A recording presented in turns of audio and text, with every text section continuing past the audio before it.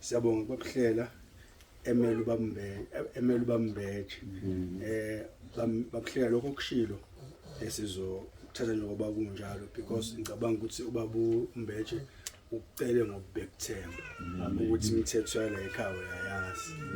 Siyabonga kakhulu bazalwane senizwileke likhululekile nisekhaya. Sizongena ke manjena kwa-item number 3 la sizodedela khona befundisa ukuthi beze bazobingelela ibandla ukuze sibangasho ukuthi sibashiye ngaphandle. Sifikile ke isigijimi sasho ukuthi ukhona umfundisi okhona engicela ukuthi yena ozoba leader okhona la ngaphakathi ophethe abefundisi la empolweni. Mhlawumbe socela yena azobingelela bese ngidedela ke nawo bonke abefundisi ukuthi beze ngaphambili bazobingelela. Bazalwane umfundisi nje munye uyaxolisa ukuthi ngithi ngimfundisi bese nginquma.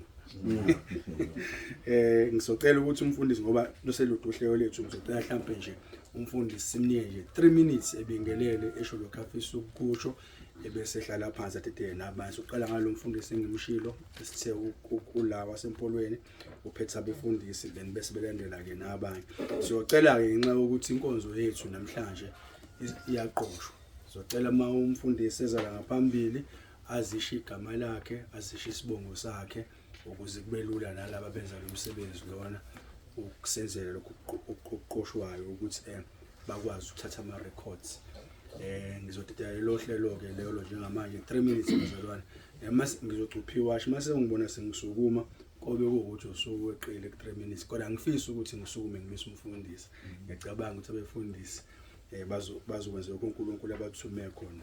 Wake wathi omunye enikeza ithuba wathi ngicela ukunikeza umfundisi ozoza ngaphambili azoshumayela wathi anganciphisi futhi angeqisi.